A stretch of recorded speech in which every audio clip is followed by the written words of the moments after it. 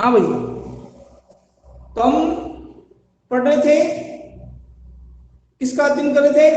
पृथ्वी की उत्पत्ति एवं विकास। उस पृथ्वी की उत्पत्ति एवं विकास पाठ को हमने इस प्रकार से अलग अलग भागों में डिवाइड किया है, जिसमें सर्वप्रथम भाग है हमारा आरंभिक सिद्धांत, यानी पृथ्वी की उत्पत्ति का आरंभिक सिद्धांत। उस पृथ्वी की उत्पत्ति के आरंभिक सिद्धांतों के बारे में हमने अध्ययन किया है। दूसरा पार्ट हमारा चला आधुनिक सिद्धांत, जिसमें ब्रह्मांड उत्पत्ति से संबंधित सिद्धांत है बिग बैंग सिद्धांत। उस बिग बैंग सिद्धांत से संबंधित हमने अध्ययन किया। और तीसरा पार्ट है तारों का निर्माण। उस तारों के निर्माण से संबंधित अध्ययन किया, किस प्रकार से तारों का निर्माण हुआ है और ग्रहों का निर्माण किस प्रकार से हुआ है, उसका भी हमने अध्ययन किया है। और सौरमंडल का निर्माण किस प्रकार से हुआ, सौरमंडल क्या है और सौरमंडल में कितने प्रकार के ग्रह पाए जाते हैं, इन सब का अध्ययन भी हमने किया है। फिर आज हम पढ़ेंगे चंद्रमा की उत्पत्ति, और फिर आगे आने वाले समय में पृथ्वी का उद्भव, स्थल मंडल, वायुमंडल, जलमंडल, इन सभी भागों को अलग अलग भागों में विभाजित करते हुए हम पढ़ेंगे जयमंडल, भूवैज्ञानिक काल मापकांक। इस पूरे पाठ के ये अलग अलग भागों में से विभाजन किया गया है। इसी आधार पर हम अध्ययन करने वाले हैं। कुछ हमने अध्ययन किया है, अभी हम अध्ययन करेंगे, आज हम अध्ययन करेंगे इस टॉपिक का चंद्रमा की उत्पत्ति। क्या है? चंद्रमा की उत्पत्ति। अगर हम चंद्रमा की उत्पत्ति से संबंधित बात करते हैं, किस प्रकार से चंद्रमा की उत्पत्ति हुई है, तो हम सबसे पहले इन पृथ्वी की उत्पत्ति से संबंधित बात की, ग्रहों की उत्पत्ति से संबंधित बात की। अब हम चंद्रमा की उत्पत्ति से संबंधित अगर हम बात करते हैं कि चंद्रमा की उत्पत्ति किस प्रकार से हुई, तो चंद्रमा की उत्पत्ति से संबंधित कुछ सिद्धांत हैं। जैसे पृथ्वी की उत्पत्ति से संबंधित कुछ सिद्धांत थे, उसी प्रकार चंद्रमा की उत्पत्ति से संबंधित भी कुछ सिद्धांत दिए हुए। जैसे ब्रह्मांड की उत्पत्ति से संबंधित सिद्धांत हमने बिग बैंग सिद्धांत पढ़ा है, इसी प्रकार चंद्रमा की उत्पत्ति से संबंधित भी सिद्धांत दिए, और वो सिद्धांत देने वाले थे जॉर्ज डार्विन। क्या नाम था? George Darwin. उस जॉर्ज डार्विन ने सिद्धांत दिए, और उस सिद्धांत में क्या लिखा उसने, उसके बारे में हम अध्ययन करेंगे। जॉर्ज डार्विन ने क्या कहा है? जॉर्ज डार्विन ने इस सिद्धांत के बारे में बताया। और चंद्रमा की उत्पत्ति, चंद्रमा है क्या? पृथ्वी का ही भाग है, ऐसा माना जाता है। चंद्रमा क्या है? पृथ्वी का ही भाग है। अर्थात चंद्रमा की उत्पत्ति एक पृथ्वी के प्राकृतिक उपग्रह के रूप में मानी जाती है। चंद्रमा क्या है? पृथ्वी का एकमात्र प्राकृतिक उपग्रह। दो प्रकार के उपग्रह होते हैं, एक प्राकृतिक, एक कृत्रिम उपग्रह। जो वैज्ञानिकों के द्वारा बनाए गए उपग्रह होते हैं उसको हम कृत्रिम उपग्रह कहते हैं, और जो प्रकृति के द्वारा निर्मित उपग्रह है उसको हम क्या कहते हैं? प्राकृतिक उपग्रह। प्रकृति के द्वारा निर्मित है। अब ये चंद्रमा है, प्रकृति के द्वारा निर्मित है और पृथ्वी का एकमात्र उपग्रह माना जाता है। चंद्रमा की उत्पत्ति से संबंधित अगर हम बात करते हैं तो सन 1818 ईस्वी में सर जॉर्ज डार्विन, कौन था? Sir George Darwin. Sir George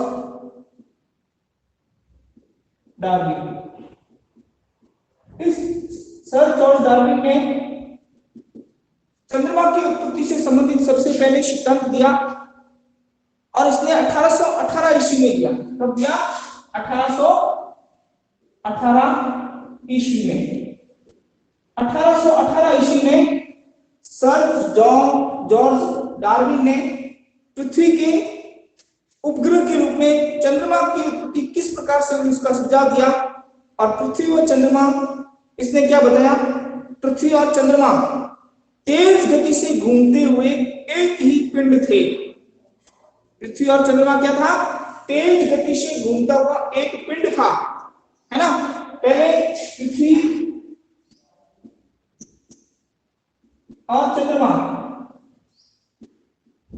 ये दोनों दोनों एक पिंड था, एक ही पिंड थे।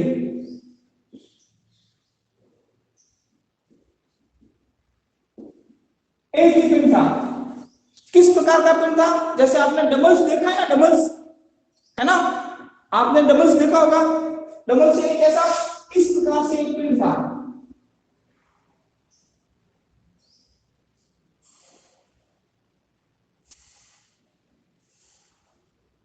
इस प्रकार से एक पिंड था। ये पृथ्वी और चंद्रमा ये दोनों एक ही प्रकार के पिंड थे। इसको थोड़ा मैं वापस बनाता हूं।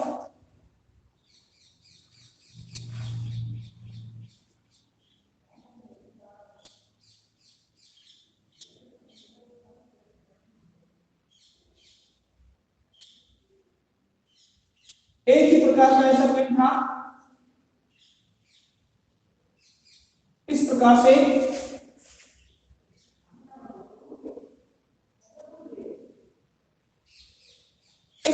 एक ही प्रकार का पिंड था। तो इसको हमने, ये पृथ्वी और ये चंद्रमा ये दोनों एक ही प्रकार के पिंड थे, और एक ही प्रकार के पिंड होने के कारण ये दोनों आपस ये बहुत तेज गति से घूम रहे थे। इसकी गति घूमने की क्या थी, बहुत तेज थी। पतला व किनारे से मोटा था, है ना, यहाँ से पतला है और यहाँ से किनारे से मोटे मोटे थे, ठीक है ना। तो ये बहुत तेज गति से घूम रहा था, और तेज गति से घूमने के कारण इसके अंदर एक परिवर्तन आया, और इस घर्षण के कारण ये वाली जो पतली पट्टी थी, इस पतली पट्टी, ये पतली पट्टी थी, बिल्कुल पतली पट्टी थी, और ये पतली पट्टी टूट करके अलग हो गई। ये पतली पट्टी यहाँ से बीच में से टूट गई। क्या हो गई? टूट गई। ये चंद्रमा और पृथ्वी एक जैसा था, और ये पतली पट्टी बीच में से टूट गई, और टूट करके अलग होने के कारण यहाँ से बीच में से टूट के अलग होकर ये पृथ्वी के चारों ओर चक्कर काटने लग गया। क्या करना शुरू हो गया? पृथ्वी के चारों ओर चक्कर काटना शुरू हो गया। इसी में सर जॉर्ज डार्विन ने ऐसा सिद्धांत दिया, और ये बताया जाता है कि चंद्रमा का निर्माण उसी पदार्थ से हुआ है जो पृथ्वी के प्रशांत महासागर, आज वर्तमान में प्रशांत महासागर हम देखते हैं, है ना। इसका ये किसका भाग है? प्रशांत महासागर का, प्रशांत महासागर।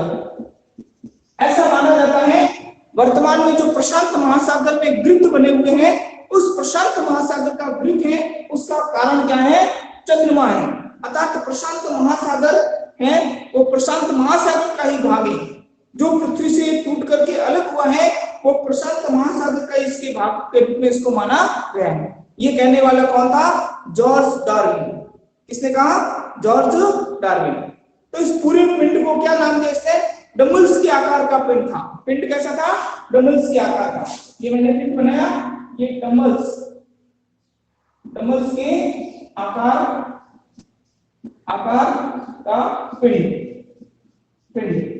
और ये डबल्स के आकार का पिंड था, और ये डबल्स के आकार का पिंड टूट करके अलग हो गया, और जो अलग हुआ वो चंद्रमा है। इस पृथ्वी के चारों ओर, इसके चारों ओर चक्कर काटना प्रारंभ हो गया। इसके चारों ओर से चक्कर काटना प्रारंभ हो गया। ये महोदय जॉर्ज डार्विन कहते हैं। कौन कहते हैं? महोदय जॉर्ज डार्विन मानते हैं। लेकिन इस सिद्धांत को भी मान्यता नहीं दी गई, और वर्तमान समय में वैज्ञानिक जो है, वर्तमान समय के वैज्ञानिक हैं, उन वैज्ञानिकों ने क्या व्याख्या की है, उसने ये स्वीकार नहीं किया, और उन्होंने बताया कि पृथ्वी के उपग्रह के रूप में चंद्रमा की उत्पत्ति एक बहुत बड़े टकराव का कारण है। पृथ्वी की उत्पत्ति के रूप में चंद्रमा की उत्पत्ति एक बहुत बड़े टकराव का रूप है, जिसको नाम दिया द बिग स्प्लैट। क्या नाम दिया?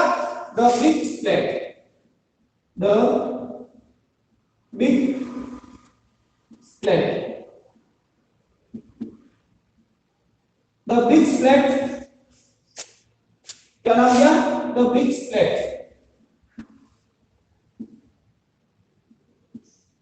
द बिग स्प्लैट नाम से जानते हैं। द बिग स्प्लैट क्या है, इसको भी ध्यान से सुने। द बिग स्प्लैट में क्या बताया गया है? तो द बिग स्प्लैट ये पृथ्वी की उत्पत्ति से संबंधित एक सिद्धांत है। इसमें बताया गया है कि पृथ्वी के बनने के कुछ समय बाद ही जिस प्रकार से पृथ्वी का निर्माण हुआ, उसके पृथ्वी के बनने के कुछ समय बाद ही एक बहुत बड़ा टकराव हुआ, और इस टकराव के कारण जो पृथ्वी के भाग टूट करके अलग हुआ, और टूट करके अलग होने के कारण वो पृथ्वी के चारों ओर चक्कर काटना प्रारंभ हो गया। उसी को चंद्रमा का नाम दिया है। क्या बताया इस द बिग स्प्लिट में? क्या बताया कि एक पृथ्वी है, ये मान लो पृथ्वी है,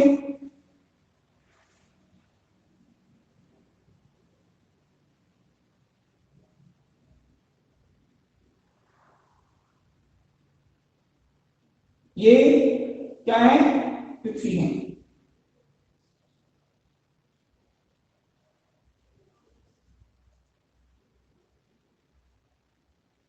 ये पृथ्वी है। ऐसे पृथ्वी भी प्रारंभ में, और इस पृथ्वी से एक मंगल ग्रह से भी बड़ा ग्रह, किसके? मंगल ग्रह से भी बड़ा ग्रह, पृथ्वी से बड़ा ग्रह कहां से? मंगल ग्रह से भी बड़ा ग्रह है ना। मंगल ग्रह से भी बड़ा ग्रह, मंगल ग्रह से बड़ा, मंगल ग्रह से भी एक बड़ा ग्रह था, वो पृथ्वी के पास में आया, और पृथ्वी के पास में आकर के क्या करने लगा? टकराया, पृथ्वी से टकराया। किससे टकराया? ये मंगल ग्रह से भी बहुत बड़ा भाग इस पृथ्वी से टकराया, और जब पृथ्वी से टकराया, इस पृथ्वी के टकराव के कारण पृथ्वी में ऊष्मा उत्पन्न हुई, और पृथ्वी में ऊष्मा उत्पन्न होने के कारण पृथ्वी का कुछ भाग है वो यहाँ से टूट करके, इस पृथ्वी का भाग टूट करके, ये भाग टूट करके अलग हो गया। ऐसे पृथ्वी का भाग टूट करके क्या हो गया? अलग हो गया। पृथ्वी का एक भाग टूटकर बिखर गया।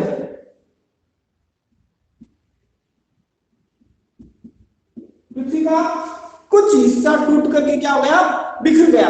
और पृथ्वी का कुछ हिस्सा टूट करके जैसे ही बिखर गया, वो बिखरा हुआ हिस्सा गुरुत्वाकर्षण शक्ति के कारण क्या हो गया? इकट्ठा हो गया, और इकट्ठा होकर के इसके चारों ओर चक्कर काटने लग गया। पृथ्वी के चारों ओर चक्कर काटना प्रारंभ कर दिया। पृथ्वी के चारों ओर चक्कर काटना प्रारंभ कर दिया। ये भाग जो यहाँ से टूटा है, ये टूट करके बिखर गया, और बिखर करके क्या हो गया? पृथ्वी के चारों ओर चक्कर काटना प्रारंभ कर दिया। उसी को क्या कहा है? चंद्रमा कहा है। इसीलिए इसको क्या नाम दिया है? चंद्रमा, अर्थात पृथ्वी के उपग्रह के रूप में एकमात्र चंद्रमा इसको माना गया है। और ये बताया जाता है कि चंद्रमा की उत्पत्ति लगभग 4.44 अरब वर्ष पहले हुई। इस चंद्रमा की उत्पत्ति कब हुई? चंद्रमा की उत्पत्ति 4.44 अरब वर्षों पहले। चंद्रमा की उत्पत्ति कब हुई? 4.44 अरबों वर्ष पहले चंद्रमा की उत्पत्ति हुई थी, ऐसा माना जाता है। तो इस प्रकार से हमने चंद्रमा की उत्पत्ति से संबंधित दो प्रकार के सिद्धांत पढ़े। सबसे पहले चंद्रमा की उत्पत्ति का सिद्धांत देने वाला कौन था? Sir George Darwin. इस सर जॉर्ज डार्विन ने 1818 ईस्वी के अंदर एक सिद्धांत दिया कि पृथ्वी की उत्पत्ति किस प्रकार से हुई। इस सर जॉर्ज डार्विन ने क्या माना कि जो पृथ्वी है और जो चंद्रमा है वो पहले मात्र एक ही पिंड थे, वो डमल्स के आकार के एक पिंड थे, और जब डमल्स के आकार का एक पिंड था, उसकी पतली पट्टी से वो जुड़े हुए थे, और वो तेज गति से जब घूमना प्रारंभ किया तो उसमें घर्षण प्रारंभ हो गया, और वायु के घर्षण के कारण, धूल कणों के घर्षण के कारण उस पृथ्वी से जो डंबल के आकार का जो भाग था वो टूट करके अलग हो गया, और पृथ्वी की चारों ओर चक्कर काटने लग गया। उसी ने डार्विन ने कहा इसी प्रकार से चंद्रमा की उत्पत्ति हुई है। लेकिन वर्तमान के वैज्ञानिक इस बात को मानते नहीं है, और वर्तमान के वैज्ञानिकों ने एक नया सिद्धांत दिया। उस सिद्धांत का नाम है द बिग स्प्लिट सिद्धांत, अर्थात चंद्रमा की उत्पत्ति से संबंधित जो सिद्धांत है उस सिद्धांत का नाम क्या दिया? द बिग स्प्लिट सिद्धांत। उन्होंने क्या बताया? देखो, इस डार्विन ने अपने तर्क प्रस्तुत किए डार्विन ने बहुत तर्क प्रस्तुत किए। उसने बताया कि वर्तमान के अंदर अगर हम बात करते हैं कि ये चंद्रमा है वो पृथ्वी का ही भाग है, अगर ये बात करते हैं तो जो प्रशांत महासागर में वृत्त बना हुआ है वो वृत्त बनने का कारण ही क्या है? चंद्रमा का पृथ्वी से टूट करके अलग होना। चंद्रमा का पृथ्वी से टूट करके अलग होना ही क्या माना गया है? चंद्रमा की उत्पत्ति मानी गई है, अर्थात प्रशांत महासागर का वृत्त माना गया है।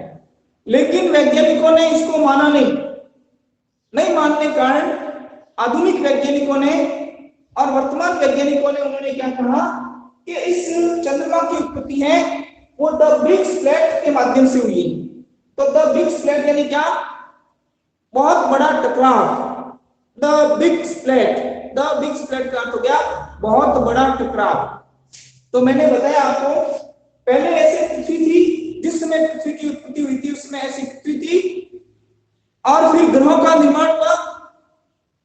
पृथ्वी और ग्रहों का निर्माण होने के बाद में जो एक ऐसा ग्रह था जो मंगल ग्रह से भी बड़ा ग्रह था, वो ग्रह इस पृथ्वी से टकराया और जैसे ही पृथ्वी से टकराया तो पृथ्वी का कुछ भाग टूट करके पृथ्वी से अलग हो गया।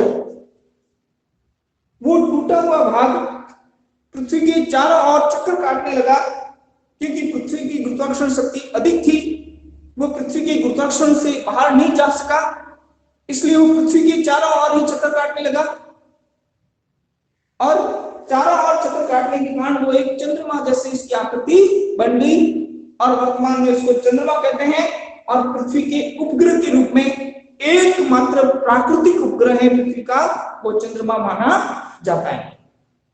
इस प्रकार से आज हमने चंद्रमा की उत्पत्ति से संबंधित बात की है। इसमें छोटा सा प्रश्न बन के भी आता है आपके, द बिग स्प्लैट क्या है? द बिग स्प्लैट क्या है, ऐसा प्रश्न बनता है। द बिग स्प्लैट क्या है या द बिग स्प्लैट के बारे में आप समझाइए, ऐसे भी एक आता है। तो द बिग स्प्लैट क्या है? एक बहुत बड़ा टकराव है, चंद्रमा की उत्पत्ति से संबंधित एक सिद्धांत माना जाता है। चलो एक बार इस सबका स्क्रीनशॉट लेना और इस स्क्रीनशॉट को वापस मुझे भेजना है, ठीक है ना? मैं एक बार इसको सही कर देता हूं, वापस आपको दिखे ये जो इस वाला ये वाला भाग आपको नहीं दिख रहा था, ये अभी ये आपको साफ दिख रहा है? मनीष सिंह? हाँ सर। हाँ ठीक है, अभी आप इसका स्क्रीनशॉट ले लो फटाफट।